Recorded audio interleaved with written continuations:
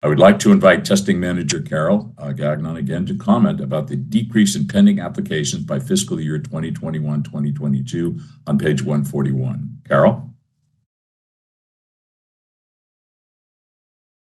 Sorry, video problems.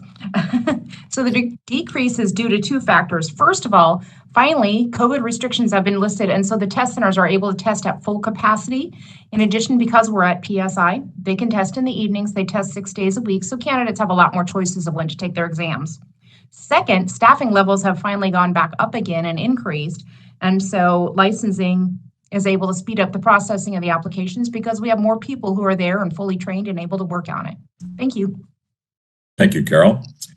Please note the total renewals received table at the bottom of page 142. The calendar year total renewals for 2022 shows 117,694 received, which reflects an approximate 6% decline for the last 2 calendar years.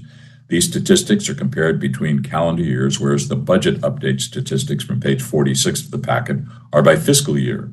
In either case, renewals seem to be down, but generally the active license population reflecting total renewed licenses appears stable for now. And this is a subject that staff are consistently monitoring. And I know Board Member Guy had some concerns with this a little earlier.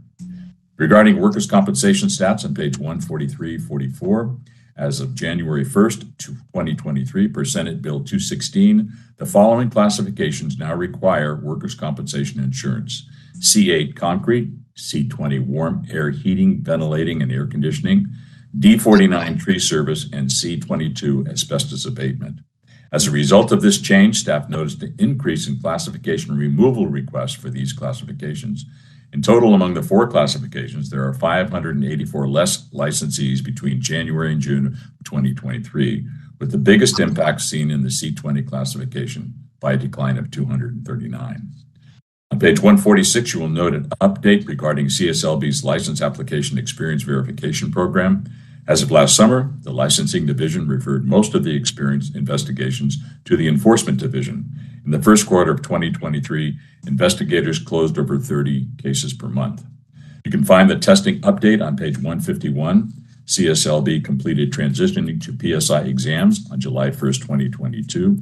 And as of May 25th, 2023, PSI exams has administered 37,638 exams, and there are 4,790 exams scheduled. Currently, there are no backlogs in testing. Applicants can take their test at 20 PSI centers in California. PSI offers after hours and weekend scheduling as well. And finally, the exam development unit has held numerous workshops to continue occupational analyses and examination development work to update existing exams. That concludes the licensing and testing update. Carol is available if the board has any questions. Do board members have any comments? All right. Are there any comments from the public there in the room? Enrico, any comments from members of the public on WebEx?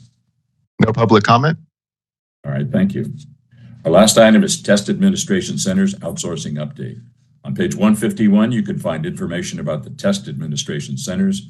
CSLB has moved 47 written examinations to PSI. Overall, the process is running smoothly.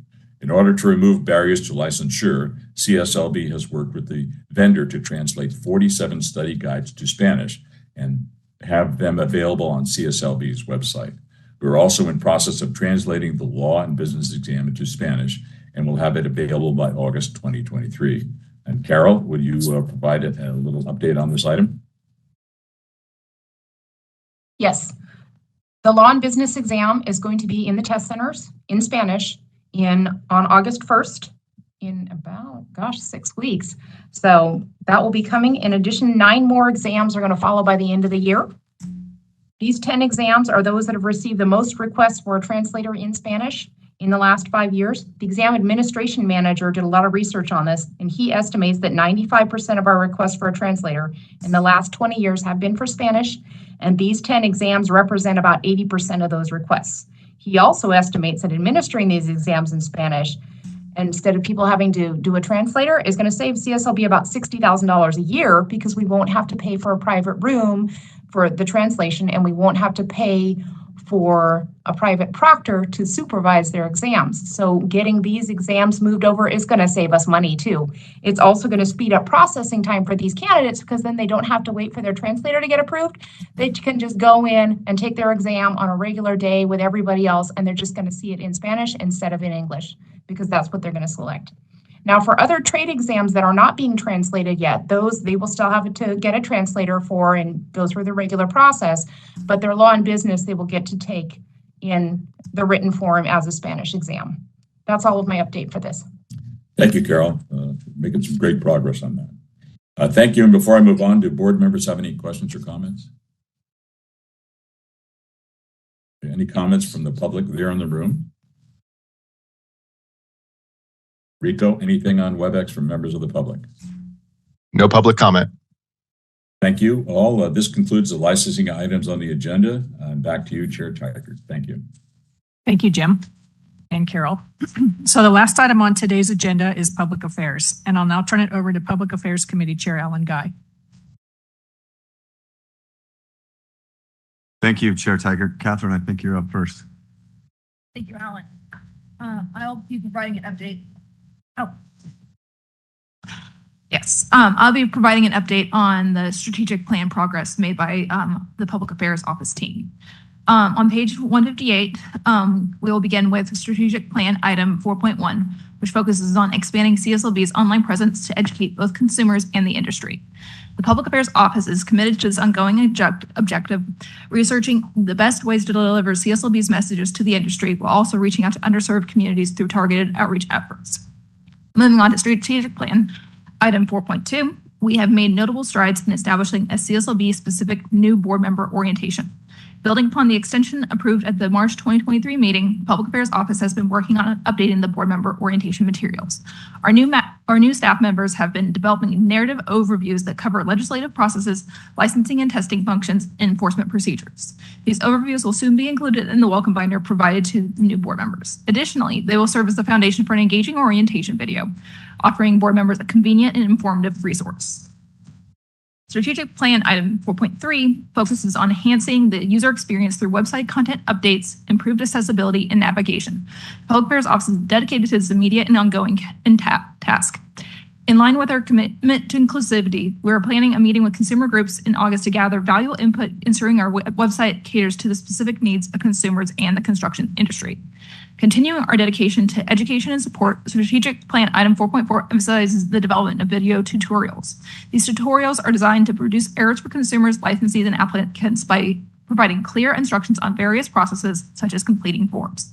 The Public Affairs Office continues to create new and informative videos on common errors and emerging topics. Finally, let's highlight strategic plan item 4.5, which involves establishing communication channels with C20 and C38 contractors aligning with Governor Newsom's carbon reduction goals. The Public Affairs Office has issued industry bulletins on related matters, and CSLB will coordinate with board member Michael Mark in scheduling an industry meeting for October. In conclusion, the Public Affairs Office remains focused in its efforts to achieve the objectives outlined in our strategic plan. Please let me know if you have any questions. I will now turn the table back over to Alan Guy. Thank you, Catherine. Since this is an informational item only, no action is required of the board. Do any board members in the room have a comment? Any board members online have a comment? Any public comments in the room or online? No public comments online. Chair Teichert, that concludes the Public Affairs Strategic Plan update.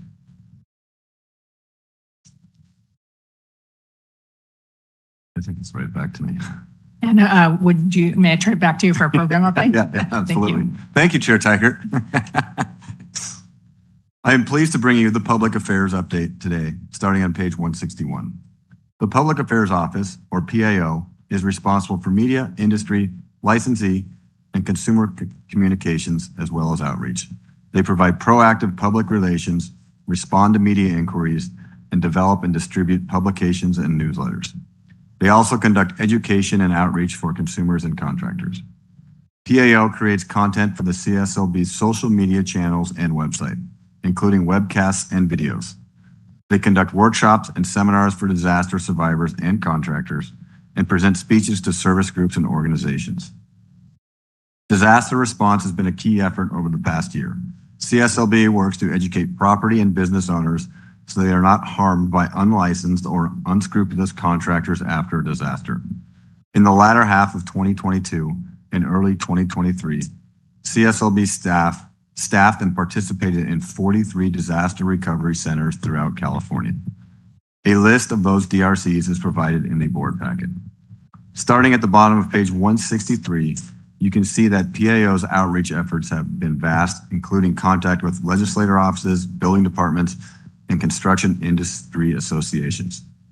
This communication is for disaster survivors looking to rebuild and contractors who plan to work in the disaster area. The Public Affairs Office also participates in a multi-agency task force established by the California Governor's Office of Emergency Services, CalOES. In the area of video and digital services, PAO is focused on creating informative videos for consumers, licensees, and applicants. These videos cover topics such as online license renewal, hiring contractors for seniors, contractor advertising guidelines, and celebrating Women in Construction Week. The videos are shared on social media platforms and archived on the CSLB website. PAO has also prioritized translating and producing Spanish language consumer and licensee tips videos. You can see a list of live and recorded videos starting on page 165. On page 166, you can see how PAO's efforts have grown CSLB's following on social media by improving engagement with applicants, licensees, the news media, and other stakeholders. CSLB maintains an active presence on Facebook, Instagram, Twitter, and LinkedIn, where collectively its following has grown by 7%. On YouTube, PAO produced 29 videos, and CSLB's video library on the platform earned nearly 75,000 views over the past year. Page 167 demonstrates the outreach of CSLB's social media efforts, where its Facebook posts reached more than 52,000. Another 40,000 Californians were reached via CSLB's Instagram and Twitter efforts. On page 170, you can see that PAO has grown CSLB's email subscriber database to more than 75,000 people. Those are stakeholders who have requested to receive information such as meeting notices, consumer alerts, and industry bulletins. In fact, CSLB issued 11 industry bulletins between July 1 and April 30th, which were also sent to those who subscribed. Starting on page 171, the public affairs media relations efforts are highlighted. PAO responded to 37 inquiries and issued 17 news releases between July 1 and April 30. The media coverage has focused on various topics, including disaster-related reminders, sting operation results, solar scams, and legal actions against unlicensed contractors. The following page provides information on consumer and community outreach efforts. PAO hired an outreach coordinator a few months ago, and that is allowing CSLB to attend more in-person senior scam stopper seminars around the state. PAO continues to also host virtual seminars. On page 174, PAO's publication and graphic design services are highlighted. PAO's graphic design unit has completed several publications and reports, including the release of the 2023 California Contractor License Law and reference book and fast facts related to disaster response. A full list can be found on that page. The Public Affairs Office also writes and publishes content for internal communications. PAO has published 16 employee internet articles highlighting employee and organizational accomplishments and providing access to forms, policies, reports, and other important information for CSLB staff. The intranet is accessible to all CSLB employees around the state, and it is the first thing they see when they open up their web browser on their work computers. Moving on to page 176, CSLB's Public Information Center, under the Public Affairs Office, has experienced varying wait times due to supervisor turnover and staff absences. However, improvements have been observed since May and into June, and staff expects continued improvement with the upcoming recruitment of additional staff. Since this is an informational item only, no action is required of the board. Do any board members in the room have a comment? Do any board members online have a comment? Do we have any public comment here in the room or online? No public comment. Thank you, Chair Tiger. That concludes the Public Affairs Program update. Thank you, Board Member Guy, and thank you, Ms. White. This concludes our board business for today. May I get a motion to adjourn the board meeting? Sure. So move. Second? Second. All right, this meeting is adjourned. Thank you. Do we want to change stuff for tomorrow or just try and drive specifically?